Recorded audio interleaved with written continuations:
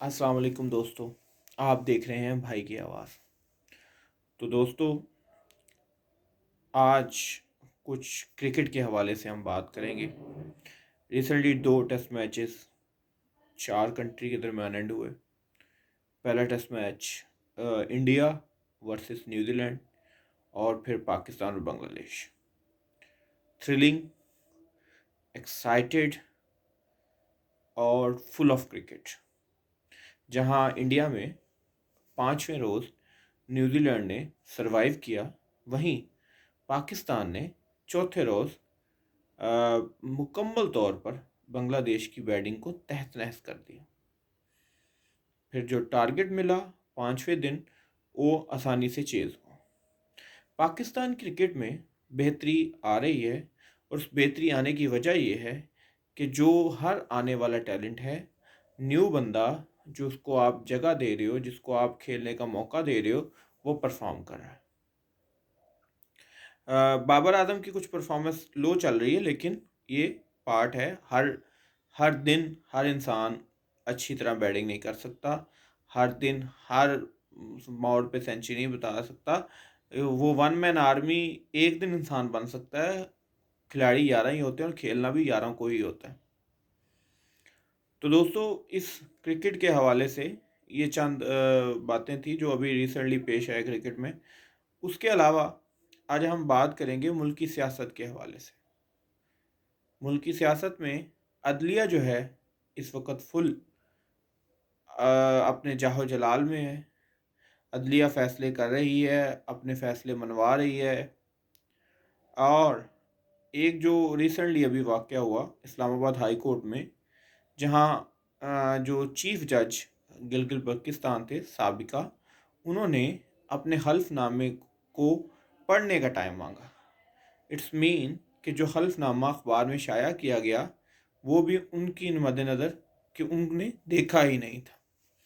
عدالت نے 7 دسمبر تک کا ٹائم دیا اور کہا کہ جو آپ کا حلف نامہ آپ نے لاکر میں انگلینڈ میں رکھوایا ہے وہ لے کر آئیں۔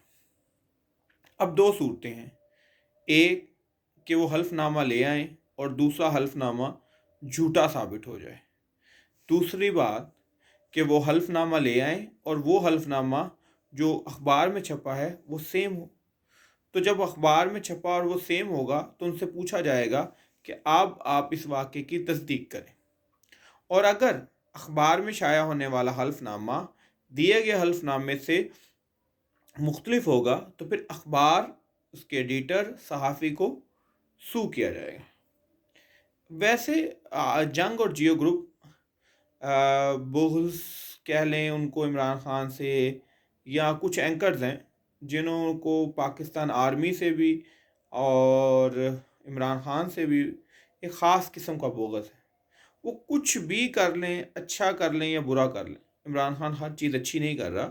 پچھلے 3 سالوں میں ملک کی معیشت کا بیڑا غرق ہوا ہے، اور نااہل ٹیم ہونے کی وجہ سے ملک مزید معاشی بحرانوں کا شکار ہوا ہے۔ اس بات کے درکنار ان لوگوں نے اگر کوئی اچھا کام بھی ہوا تو اس کی پذیرائی نہیں کی۔ یہ چیزیں ملک کے لیے سخت نقصان دہ ہیں۔ ملک میں بڑھتی ہوئی چیزوں کا رجحان اور شدید معاشی بحران ملک کو ایک ایسی تباہی کی طرف لے جا رہا ہے جس سے واپسی ناممکن ہوگی۔ ابھی بھی حکومت وقت کو ہوش کے ناخن لینے چاہیے اور ملک کی ترقی کے لیے کوئی بہتر حکمت عملی اپنانی چاہیے۔ ہو یوں رہا ہے کہ جس چیز کو 6 ماہ یا 1 سال پہلے ہو جانا چاہیے تھا وہ 6 ماہ اور 1 سال بعد ہو رہی ہے، جس سے مہنگائی کا طوفان دن بدن بڑھ رہا ہے۔ ملک میں چونکہ بنیادی ضروریات کے لیے آٹا، چینی اور روزمرہ اشیاء کی ایک مصنوعی قلت پائی جاتی ہے، اور لوگوں کا ذریعہ معاش کم ہونے کی وجہ سے، کاروبار نہ ہونے کی وجہ سے، اس بات کو آپ رول آؤٹ نہیں کر سکتے کہ کرونا کی وجہ سے لوگوں کا کاروبار تباہ ہوا ہے، لیکن اس کے بعد پوری دنیا میں معیشت کھڑی بھی ہوئی ہیں، ملکوں نے ترقی بھی کی ہے، ملک آگے بھی جا رہے ہیں۔ اب دیکھیں کہ کرونا کا ایک دوسرا وائرس جو زیادہ اثر انداز ہو رہا ہے وہ بھی ملکی معیشت کو تباہ کر رہا ہے۔ تو پھر آپ کیا کہیں گے اس بارے میں؟ کیا ملک کو چھوڑ دیا جائے؟ نہیں بھائی، ہم نے کام کرنا ہے، ہم نے لوگوں کو بتانا ہے، سجیشن دینی ہے، ان کو بتانا ہے، ان کو ڈرانا نہیں ہے۔ آگے ملک کا بیڑا غرق ہے، لوگ 2 وقت کی روٹی سے تنگ ہیں۔ سوچنا ہوگا ہمیں کون سے ایسے عوامل ہیں جو ہم کر کے اور ملک کی معیشت کو بہتر کر سکتے ہیں۔ اگر بے روزگاری اسی طرح بڑھتی رہی، لوگوں میں بے چینی اسی طرح بڑھتی رہی، تو ملک کہیں دیوالیہ تو ہو، یہ نہ ہو کہ ملک جو ہے وہ معاشی بے چینی تو ہے، معاشرتی بے چینی کا شکار نہ ہو جائے، تو پھر کسی کے بس کی نہیں بات رہے گی۔ تمام اداروں کو اپنی حدود میں رہ کر کام کرنے کی ضرورت ہے، لیکن جب ایک ادارہ کمزور ہوگا، اس کے سربراہان اور اس میں کام کرنے والے لوگ کمزور ہو گئے، تو دوسرا ادارہ جو کہ طاقتور ہوگا وہ ہمیشہ اس پر غالب آئے گا۔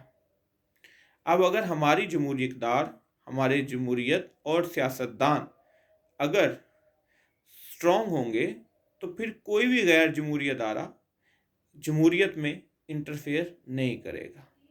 جب ہمارے سیاستدان کمزور ہوتے ہیں اور حکومت میں شامل ہونے کے لیے تمام غیر جمہوری راستے اپناتے ہیں، تب غیر جمہوری طاقتوں کو بھی پنپنے کا موقع ملتا ہے۔ پھر اگر وہ ایک کام اپنے لیے کرتے ہیں تو پھر وہ سارے کام ان کے لیے کیسے کر سکتے ہیں؟ یہاں پہ جو ہے شیخ سعدی کے ایک قائد ہیں کہ ایک بادشاہ ہوا کرتا تھا۔ وہ بادشاہ نے ایک دن اس کے لیے ہرن بنا جا رہا تھا، تو اس نے اپنے ایک سپاہی کو کہا کہ جاؤ اور بازار سے نمک لے کر آؤ۔ وہ گیا اور بازار سے نمک لے کر آیا۔ بادشاہ نے پوچھا کہ تم نے اس رقم کی نمک کی قیمت ادا کی ہے؟ تو اس سپاہی نے کہا نہیں۔ تو بادشاہ نے کہا جا کے قیمت ادا کر کے آؤ۔ ایک وزیر بولا کہ اتنے تھوڑے سی کیا فرق پڑتا ہے؟ تو بادشاہ نے کہا کہ اگر بادشاہ انہیں ایک پھل مفت توڑنے کا موقع دے گا تو یہ درخت کو جڑوں سے اکھاڑ دیں گے، اور اگر ایک انڈا مفت کھانے کا موقع دے گا تو یہ مرغی کو ذبح کر جائیں گے۔ یعنی جب آپ کسی سے اپنا ایک ناجائز کام کرواتے ہیں تو پھر آپ اس سے یہ ایکسپیکٹ مت کریں کہ وہ آپ کا ہی صرف ایک ناجائز کام کرے گا، وہ اپنی ذات کے لیے بھی اس کو استعمال کرے۔ اسی طرح جب ہمارے جمہوری ادارے کمزور ہوتے ہیں اور جمہوریت پنپ نہیں پاتی تو پھر غیر جمہوری اداروں کو انٹرفیئر کرنے کا موقع ملا ہے۔ میں دعا کرتا ہوں اور اس بات کی امید کرتا ہوں کہ پاکستان بھی دن دگنی اور رات چگنی ترقی کرے اور پاکستان میں تمام معاشی اور معاشرتی بحران ٹل جائیں جو اس ملک کے لیے اور اس ملک کے رہنے والے لوگوں کے لیے بہتری کا سبب ہے۔ اور آخر میں اپنے تمام نیوز سبسکرائبر کو خوش آمدید کہتا ہوں، اور تمام ویڈیو دیکھنے والے کو یہ کہوں گا کہ اگر آپ کو یہ ویڈیو اچھی لگی ہے تو ہمارے چینل کو ضرور سبسکرائب کریں اور بیل آئیکن دبا دیں، تاکہ ہمارے چینل سے بننے والی تمام انفارمیٹیو ویڈیوز جو کہ کرنٹ افیئرس اور مختلف حالات حاضرہ پر مبنی ہوگی آپ کو ملتی رہے۔ اللہ تعالیٰ آپ کو آسانیاں دے اور آسانیاں بانٹنے کا شرف عطا فرمائے۔ شکریہ، جزاک اللہ۔